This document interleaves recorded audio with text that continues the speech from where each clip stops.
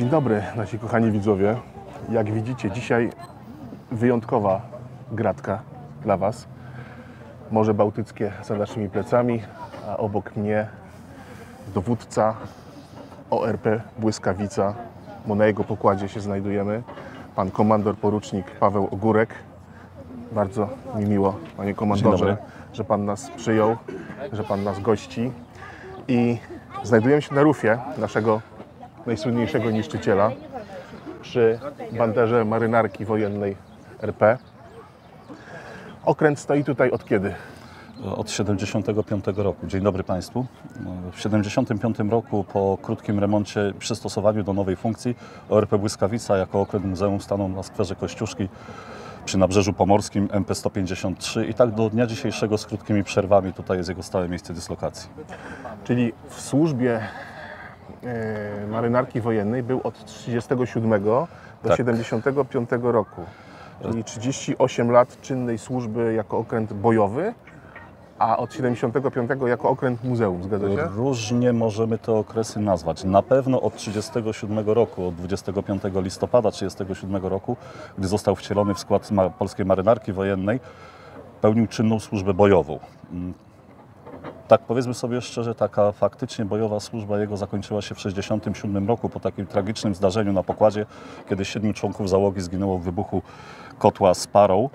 Wtedy już okręt został jeszcze przeholowany, już nie o własnych siłach, został przeholowany do Świnoujścia. Robił tam jako bateria obrony przeciwlotniczej, stojąc przy molo i później po kasacji burzy, gdy zapadła taka decyzja, został przebudowany na okręt muzeum. Więc bym powiedział, że lata ten 67-75 to był już taki okres stacjonarny bardziej takiej statycznej służby, tak to nazwijmy. Już okręt wtedy niewiele w ogóle. A czy w okresie od zakończenia II wojny do końcówki lat 60.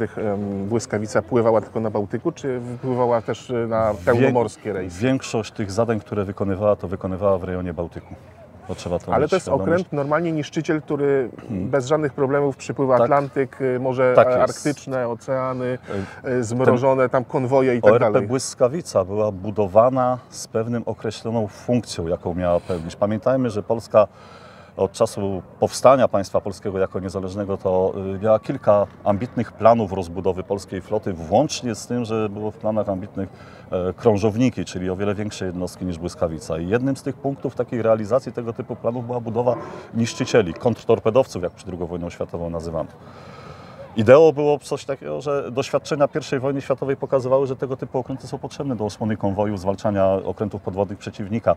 I taka była myśl pierwotna, przewodnia, która dla tego okrętu była budowana. Więc jej przeznaczenie było wykonywanie zadań nie na Zatoce Gdańskiej blisko brzegu, ale gdzieś daleko, na morzach i oceanach również. I to się dokładnie w czasie II wojny światowej potwierdziło i sprawdziło. Błyskawica, zbudowana dla potrzeb polskiej marynarki wojennej, bez problemu dawała radę nie tylko na Morzu Bałtyckim, ale również na Atlantyku, na Morzu Północnym, Morzu Śródziemnym. Właściwie wszystkie ważniejsze epizody II wojny światowej, gdzie była zaangażowana Royal Navy, to i Błyskawica gdzieś tam obok się polskie okręty przewijała. Z tego co pamiętam, to chyba 30 sierpnia 1939 roku, czy nawet 31 sierpnia, w ramach operacji Peking, Błyskawica, Burza i Grom wypłynęły bezpośrednio do Wielkiej Brytanii, bo dowództwo marynarki wiedziało, że okręty zostaną w pierwszej kolejności zaatakowane przez Luftwaffe. Czy zostaną zaatakowane, to ja bym już tak do końca nie był pewien, bo pewne doświadczenia wykuwały się dopiero z początkiem wojny. Natomiast od momentu powstania państwa polskiego pierwsze zagrożenie upatrywane było na wschodzie. I o tym trzeba pamiętać. Tak? Dla Polski, dla polskich władz jako główne zagrożenie było traktowane Rosja sowiecka. Dopiero późniejsze lata, dojście Hitlera do władzy, jego ekspansjonizm w Europie wytwarzany spowodował, że jednak Polska też się obudziła i stwierdziła, że zagrożenie istnieje na zachodzie. Również, bo to pierwsze nie zniknęło. Oczywiście, również, że istnieje na zachodzie. Wobec powyższego wtedy narodził się taki plan, że aby uchronić zniszczenie całkowite polskiej floty, kierownictwo marynarki wojennej, uzyskując zgodę naczelnego wodza, uzyskało zgodę na to, że te 3 najcenniejsze niszczyciele, zaznaczmy, że chcieli wysłać wszystkie, włącznie z Wichrem. Natomiast sztab generalny nie wyraził na to zgody, mówiąc, iż należy zostawić siły takie, które będą wystarczające do obrony polskiego wybrzeża. Kompromis wypracowany, 3 niszczyciele zostały oddelegowane do Wielkiej Brytanii celem uchronienia ich przed ewentualnym zniszczeniem tutaj na miejscu, a jednocześnie celem nawiązania jak gdyby kooperacji i współpracy oraz osłony konwojów, które z ewentualnym zaopatrzeniem miałyby być kierowane do Polski w związku z toczącą się bitwą. Czyli przypuszczano, że Anglia wywiąże się ze swoich zobowiązań Liczono się z tym. i na przykład przyśle nam desant albo zaopatrzenie samo wsparcie, logistyczne. Które byłoby, tak, mówmy głównie może bardziej w tym kierunku. Zresztą takie były też pierwsze doświadczenia, bo przepraszam, 3 września, kiedy Wielka Brytania wypowiedziała wojnę Niemcom hitlerowskim razem z Francją, zresztą to kilka dni później już pierwszy transportowiec osłaniany przez błyskawice ruszył w kierunku Polski, gdzie przez porty, przez Konstancę, przez Morze Śródziemne, Morze Czarne do Konstancy i przez Rumunię ten zaopatrzenie miało być dowiezione do walczących stron, dla walczących wojsk polskich. Natomiast no niestety, tak się stało, jak się stało, że 22 września w Gibraltarze już Brytyjczycy wiedzieli doskonale, że Polska się nie utrzyma. Nie ma sensu marnować 17 września Rosja sowiecka zaatakowała Polskę od wschodu, rząd uciekł za granicę. Tam już nie było po co tego zaopatrzenia dalej pchać. Zresztą Rumunia też odmówiła, wycofała swoją zgodę na to, żeby ten transportowiec do Konstancy mógł wejść. Swoją pierwszą funkcję, czyli kontrtorpedowca, niszczyciela ochraniającego konwoje, błyskawica już wtedy spełniła. Zresztą też pierwsze dni wojny, czyli po 3 września, błyskawica również wykonuje pierwszy atak na okręt podwodny. Mówią różne źródła. Jedni mówią, że zniszczyli, drudzy, że uszkodzili, trzeci, że to była pomyłka i tam nic nie było. Ale należy zaznaczyć, że pierwszy bojowy atak wykonany został przez błyskawicę z użyciem bomb głębinowych. Pierwszy w II wojnie światowej przez polski okręt. Wykonywany na okręt podwodny przeciwnika najprawdopodobniej. Natomiast, spekulacje są później różne. Czy tak było, czyli czy nie. tak zwane prawdopodobne zatopienie, tak jak prawdopodobne Prawdopodobnie był to okręt. Też można tak sobie powiedzmy. pół swastyki wymalować na pokładzie. Moglibyśmy tak potraktować. Niemieckie źródła nigdzie nie potwierdzają, żeby w tym dniu, kiedy błyskawica twierdzi, że atakowała okręt podwodny, żeby w ich kronikach odnotowano atak na ich ubota gdzieś. Ale to są spór dla historyków. Czyli to jest okręt, który najdłużej ze wszystkich okrętów na świecie pełnił służbę w działaniach wojennych, bo od pierwszego dnia do końca 8 maja 1945.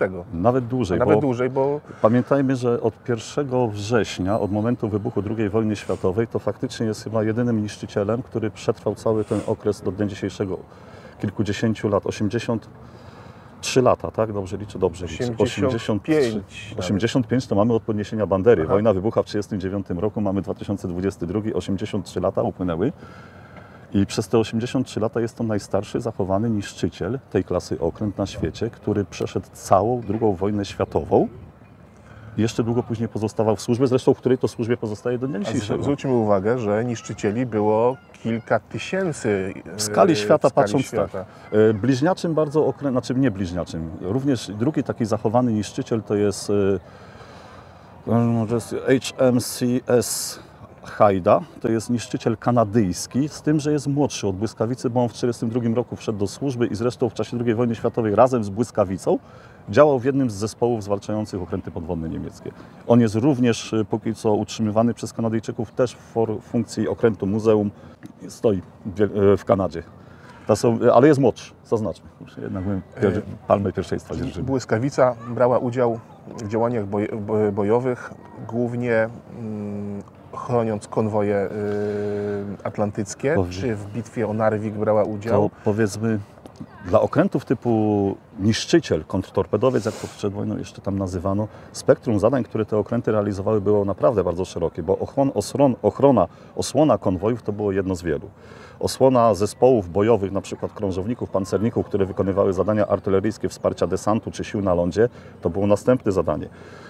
Ochrona wód przybrzeżnych przed działaniami okrętów podwodnych, to było kolejne zadanie.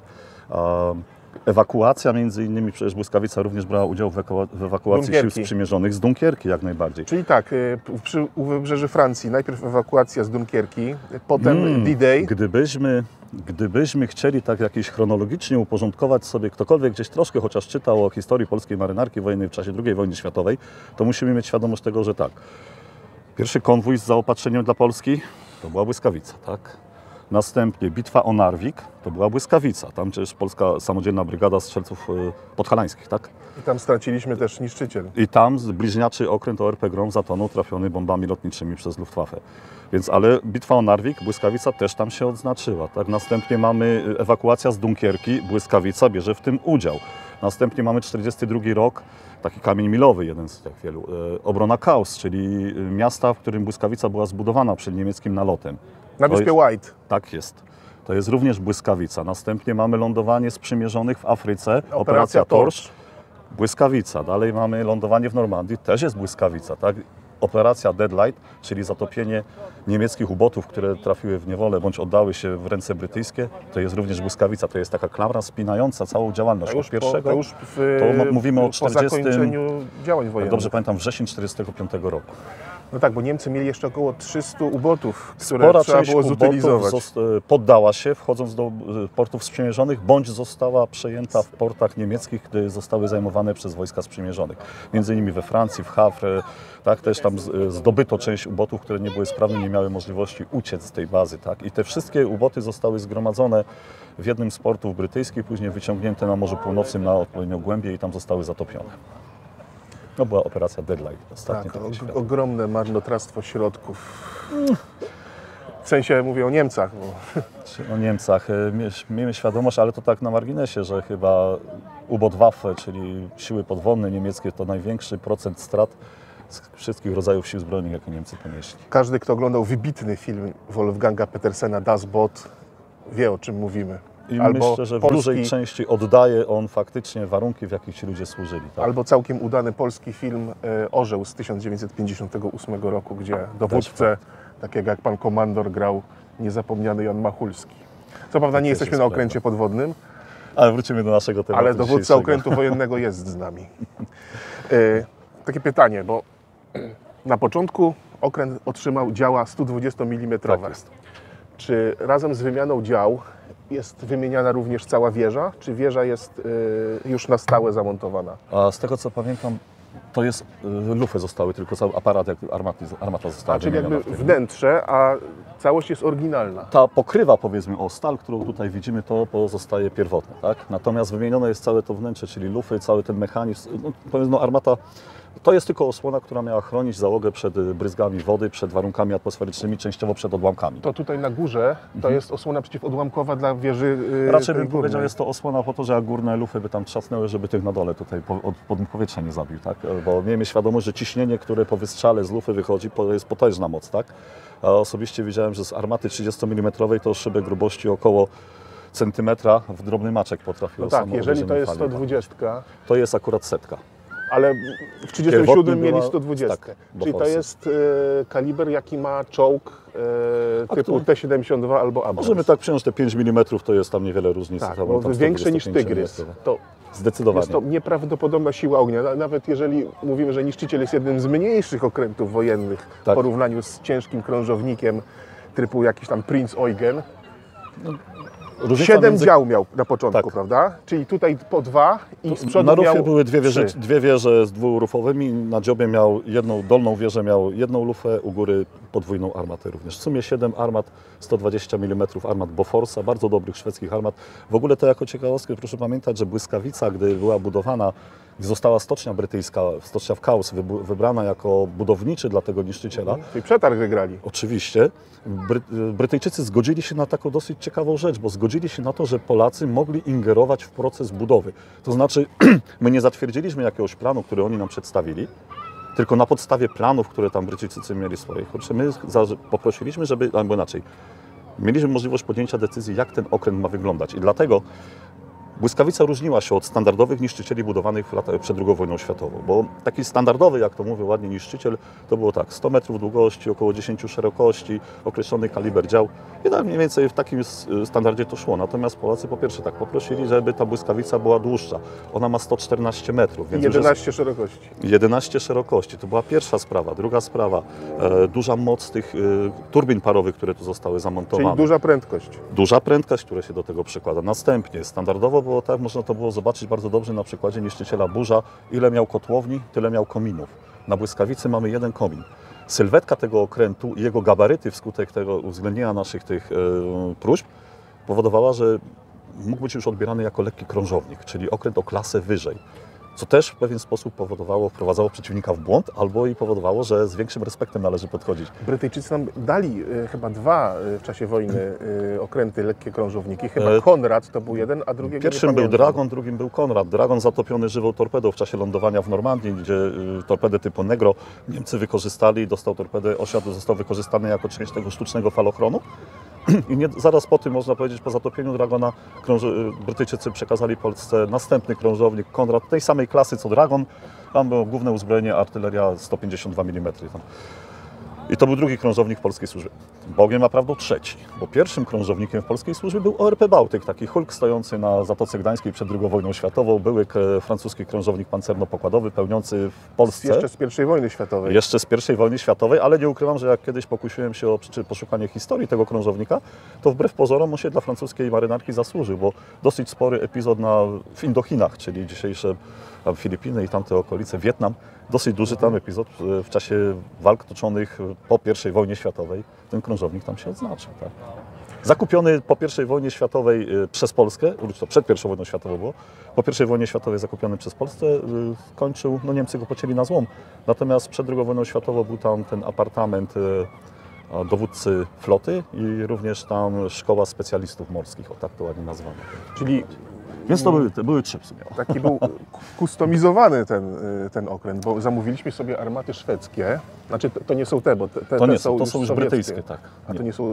To są akurat tu, jak okręt był szykowany do roli okrętu muzeum, udało się znaleźć i przywrócić z powrotem te armaty brytyjskie, które tu były postawione w czasie II wojny światowej. Aha, bo wiem, że jak wrócił w 1947, to... Jak wrócił w 1947, miał właśnie te armaty na pokładzie, tak? I one później w ramach, no nie ma się co dziwić, jeżeli okręt pozostawał w służbie, w warunkach, w jakich pozostawał, dążenie do pewnej unifikacji. My wtedy niszczyciele kupowaliśmy, otrzymywaliśmy od Związku Radzieckiego, więc żeby zunifikować pewien rodzaj uzbrojenia, No to żeby nie było, że każdy logiczne. ma swoją więc wymieniono również wtedy część Bo systemów amunicji armat. też nie było przecież. Pamiętajmy, że nie mieliśmy dostępu do wziąć tego. No, amunicję? dokładnie. Już nie mówimy nawet o Układzie Warszawskim, bo zanim on powstał, ale wcześniej też jeszcze trzeba było czymś z tych armat strzelać i jakoś wykorzystywać w bojowy sposób ten okręt. Czyli Polacy zamówili sobie Boforsa, bo jakby Polska Wybieraliśmy- ufała firmie Bofors, bo przecież na Helu Również. też słynne, stojące tutaj Jedno z armat dział. 400 metrów stąd w Muzeum Marynarki Wojennej, w Bateria którym byliśmy. Theodora Laskowskiego, prawda? Tak, tam też robiliśmy zresztą film, która trafiła kilkukrotnie Schleswika-Holsteina, Oczywiście. zmuszając go do wycofania się. I ten Krzyczeli drugi tylko niemiecki lewo. pancernik, nie pamiętam, chyba Deutschland albo Breslau, nie pamiętam.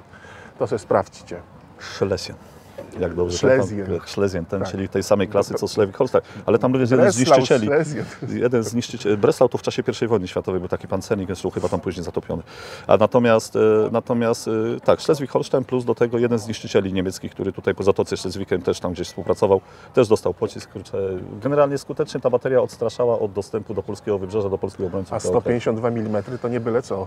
Ale się okazało, że pancernika nie przebiło, tak? Ale- Trafił, rozprysnął się, ale uszkodzeń do wnętrza nie przełożył, tak? Że tak? Więc nie był w stanie jednak ten pocisk przebić, kurczę, tego pancerza już na tym pancerniku z I wojny światowej. bo to Gdybyśmy było mieli budowane. skuteczne lotnictwo, to wtedy taki Schleswig-Holstein nie mógłby w ogóle wyściubić nosa z portu. No ale Ja, to już są dywagacje historyczne. dla na pewno naukowców przeznaczone. Tak. Powiem tylko tak, że budując błyskawicę, budując Groma, bo Grom był pierwszy, to była nawet seria niszczycieli typu Grom. Grom był budowany jako pierwszy, błyskawica równolegle z nim jako druga i jeszcze były w planach budowa kolejnych niszczycieli już w oparciu o polskie stocznie, tak? Bo ktokolwiek, jeżeli trochę tam historią gdzieś tam marynarki i obrony wybrzeża się interesował, o Smoku Kaszubskim na pewno przeczytał, czyli pociąg pancerny zbudowany przez obrońców Kępy Oksyjskiej z blach, które były już w stoczni wojennej przygotowane na budowę kolejnych niszczycieli klasy błyskawicy. Tu zachęcam Was do zapoznania się z taką książką Wielkie Dni Małej Floty. Pan Jerzy Pertek. Ona ma tam z 800 stron, ale ja w dzieciństwie ją czytałem i stąd właśnie takie zręby ewentualnie historii polskiej floty mogłem sobie przyswoić, ale to bardzo ciekawym językiem jest napisane i naprawdę fascynująca. Przystępny. Pozycja. Tak to nazwijmy, z dynamiką działań. Tak, na końcu oczywiście zdjęcia i że tak powiem, graficzne przedstawienie wszystkich polskich okrętów, od największego właśnie tych dwóch czy lekkich krążowników po najmniejsze kanonierki. I duża część jest poświęcona właśnie tej operacji Peking, czyli przesłaniu, właściwie uratowaniu okrętów. Wysłaniu okrętów. zniszczenie. Tak. No, miejmy świadomość, że gdy Wtedy już wojna była nieunikniona, Tak. dlatego ta decyzja pewnie. no, zanim do Wielkiej Brytanii doszła błyskawica z Gromem i z burzą, to wojna już wybuchła, tak? Bo oni jeszcze byli na Morzu Północnym, na podejściu do wybrzeża Wielkiej Brytanii. Gdy wojna wybuchła, to już, Ale już poza byli zasięgiem. poza zasięgiem. Tak, byli już poza zasięgiem Niemców, więc dlatego między nimi mieli szansę ucieczki. Ale Chociaż ciężki pamiętajmy, że był do tego los tej załogi, która nie miała pojęcia, co z ich najbliższymi, znaczy tych załóg w ogóle. to jest prawda, bo większość z nich na całe lata wojny, a nawet i dłużej, nie miała właściwie informacji. To czasem wiem, że przez Czerwony Krzyż próbowano zebrać informacje, co się z ich rodzinami, bliskimi dzieje, czyli przez Szwajcarię. To zajmowało miesiące, lata, bym nawet powiedział, tak? Sporadyczny przekaz o informacji o rodzinie. No, ja myślę, że trudno mi jest wyobrazić sobie, tak szczerze powiedziawszy, co ci ludzie musieli czuć. Już nie mówiąc Wszyscy o tym, wierzyli w to, że zaraz wracamy, tak? nie mówiąc o tym, co przeżywali po 45, jak ubecy traktowali każdego jako szpiega. Jeżeli był tylko przesłuchiwany, a nie trafił do katowni, to i tak mieli szczęście ci oficerowie i nie tylko oficerowie. Dlatego wielu nie zdecydowało się na powrót i nie ma ich co za to obwiniać, tak? Bo nie wiem, jakbym się zachował My ja. przedstawialiśmy historię generała Stanisława Maczka, który musiał być barmanem w Edynburgu, Wielu ponieważ oficerów. nie miał z czego żyć. Wielu oficerów, podoficerów, marynarzy, tak? Różnie ich losy się toczyły po wojnie, bo co zrobić, jak swoje życie dalej układać. Tak? Dokładnie. Rozmawialiśmy o tych armatach, tak jak można zobaczyć, mamy tutaj oznaczenie 41 rok ich budowy, tak? I to było w ramach wymiany tych 120 mm. Dlaczego w ogóle wymieniano te armaty, tak?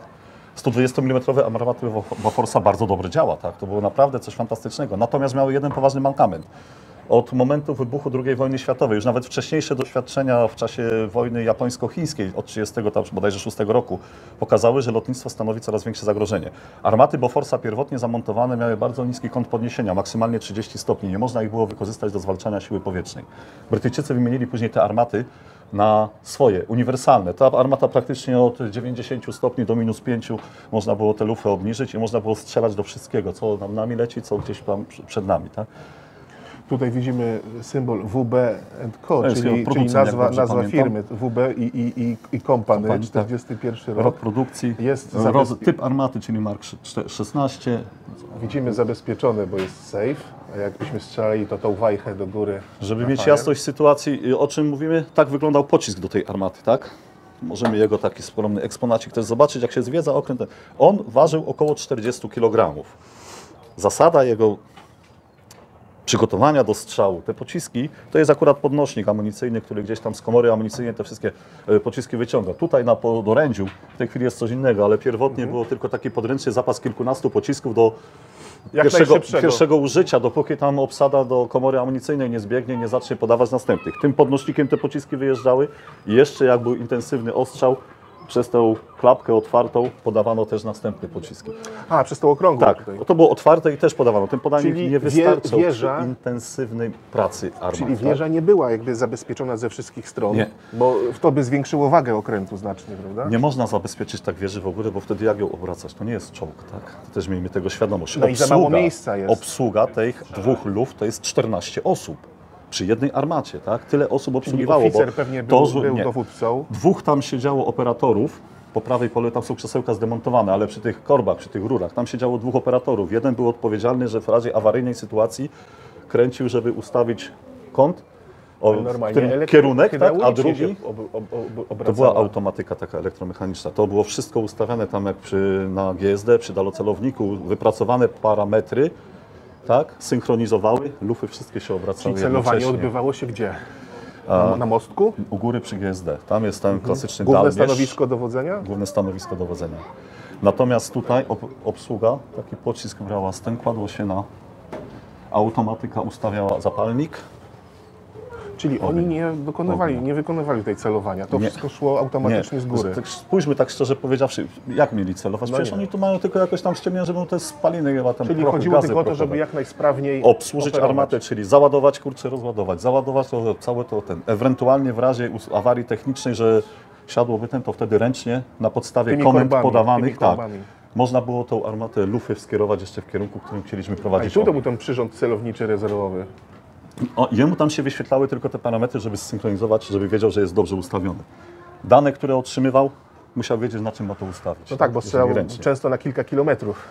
Jeżeli zasięg tej armaty był około 10 do 12 km, czyli zasięg widzialności, tak szczerze powiedziawszy, z okrętu. Z tego okrętu oczywiście ziemia jest płaska, wszyscy o tym wiemy i te słonie tam na dole trzymają, ale tak normalnie to jednak do widnokręgu z takiej wysokości jak na błyskawicy to jest rzędu do 14 km zasięg widzialności wzrokowej. No i nie da się dalej strzelać też z takiej armaty, bo nie widzimy, gdzie te pociski polecą. A pamiętajmy zawsze, że to jest coś takiego, dowódca każdego jednego okrętu, czy to błyskawicy, pancernika, krążownika, okrętu podwodnego, wie doskonale, czym dysponuje. I to nie jest tak, jak obejrzymy na fantastycznym filmie z dynamiką akcji, że strzelają tam, ta amunicja się nie kończy. Amunicja się kończy. I ten dowódca zawsze musi kalkulować, czy jest sens dalej prowadzić ostrzał obiektu, czy wykonać zadanie. bezbronnym później. Dokładnie. To jest wszystko chłodna kalkulacja, to trzeba mieć taki komputerek w głowie i tam. Czyli łuski wypadały bezpośrednio tutaj na pokład? Zostawały na pokładzie, były wyrzucane za burtę, jeżeli przeszkadzały, jeżeli to zostało, to później tam, bo wiadomo, to jest mosiąc, czyli jakiś materiał do kolejnego przerobu. Ale generalnie to... Ja powiem szczerze, sam jestem ciekaw, jak to wyglądało, jeżeli ich nieraz w ciężkich warunkach takich pogodowych lotnictwo atakuje i temu podobne i teraz ta obsługa musi tutaj działać, musi te 40 kg podnieść, załadować, a to mu jeszcze wszystko... sztuka leci, a matka strzela natura do go nich. tak poniewiera, tak? To jest właśnie sztuka wytrwania, dlatego ta służba w marynarce jest dla wybranych. Dla wilków morskich. A nie Wilkiem a morskim nie się dla dopiero z czasem zostaje, ale od przysłowiowych tego trzeba szczurów zacząć. Jak ktoś ma chorobę morską przy 2 stopniach skali Beauforta, to się chyba nie nadaje. Chyba że można się tego nauczyć. Można. Czy organizm zawsze będzie się buntował? Ja ze swojej kariery to powiem tak, że chyba 3 przypadki takie znam, kiedy faktycznie lekarz to już pod kroplówkę podpinał i tam faktycznie później człowiek był ściągany z okrętu, bo to nie warto było. Ale w większości przypadków, tak Bogiem ma prawdą, po takim dłuższym remoncie, jeżeli ponad rok czasu staliśmy, pierwsze wyjście takie poważniejsze i złe warunki pogodowe jak się weszło, to tak 2/3 załogi potrafiło odczuwać jakieś tam skutki. Ale to jaki Ale musi być to stan jest- morza, żeby tak już naprawdę marynarz odczuwał Ja to tak myślę, dyskomfort? około 4, jak się tak zaczyna, to jest coś takiego, że zaczyna Tak? jak gdyby tam...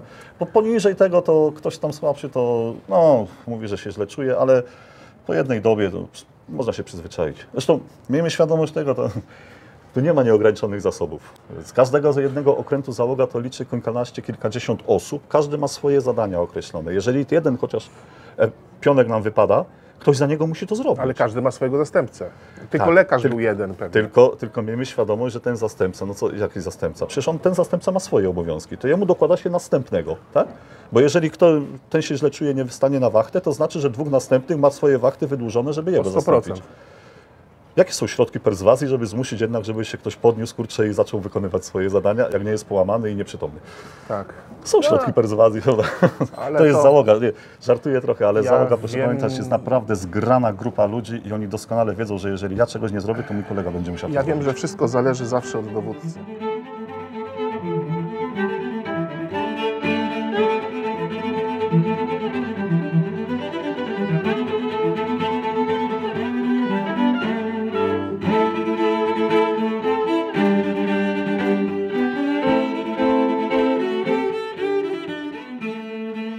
W większości przypadków na okręcie znajdziemy chłodnię prowiantową, gdzie ten prowiant, zapas jakiś jest. Znajdziemy kambus, kuchnię, czyli gdzie i kucharza, który coś tam szykuje do jedzenia. My nie musimy liczyć na to, że ktoś tam gdzieś stołówka jakaś wykona, bo to my mamy tutaj na miejscu.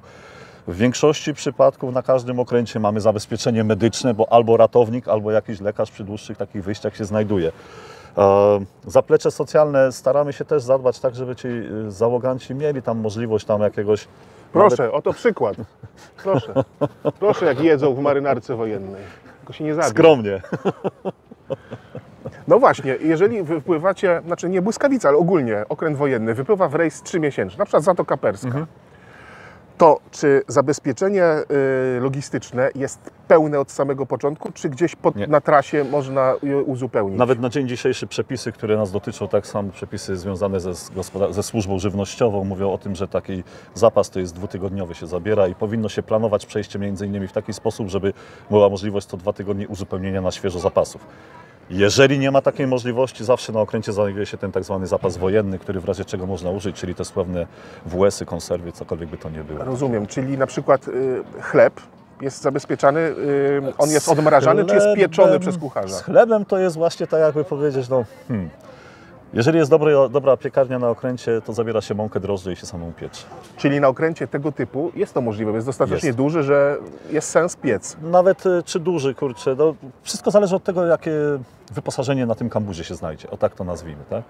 Moje doświadczenia na przykład, to myślę, że na fregacie jest zresztą podobnie, na tych większych jednostkach pływających, tam jest klasyczne, są piece fajne, kurcze umieszczone, że jest możliwość łatwiej zabrać te kilkadziesiąt, czy tam kilkaset kilogramów mąki, trochę drożdży, tak? I na bieżąco, na świeżo nawet to pieczywo piec.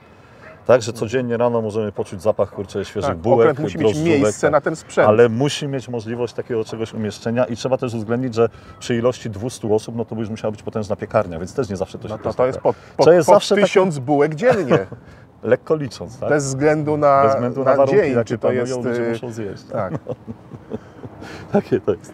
To Ale jest niby prozaiczne, ale ekstremalnie ważne dla utrzymania zdolności bojowej. o Bo klasie... głodny marynarz, czy to w ogóle żołnierz, nie, każdy człowiek, Wściekły. kiedy jest głodny, to jest po pierwsze wściekły, po drugie myśli tylko o tym, co by tu zjeść, a nie Tak. myśli o tym, co zrobić, Dokładnie. żeby przetrwać swoje ciężkie czasy. A wracając znowu do błyskawicy, bo my się tak rozmywamy coraz bardziej bo systematycznie. kwestie właśnie kambuza to ściśle wiążą się również z błyskawicą, bo ja chciałbym widzom pokazać, jak to było w czasie, gdy okręt działał.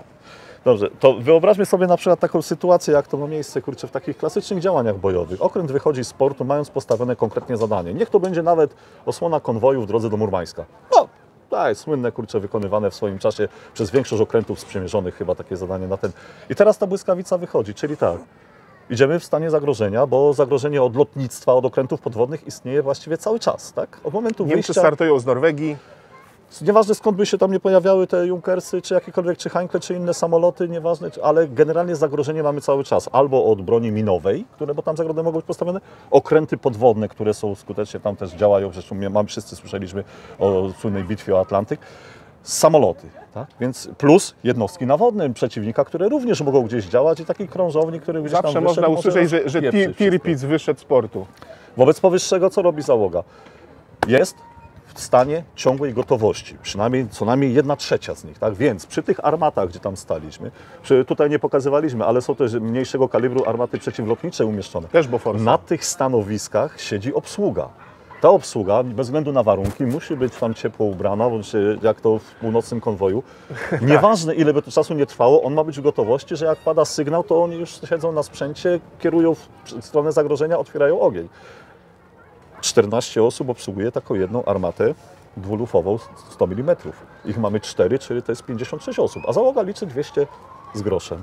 1/4 załogi to jest przeznaczona tylko do armat dużego kalibru, a weźmy sobie teraz te mniejsze, gdzie też musi być obsługa. Właśnie. A gdzie jest sternik, sygnalista, obserwatorzy, ma siłownia? A ich sterowanie?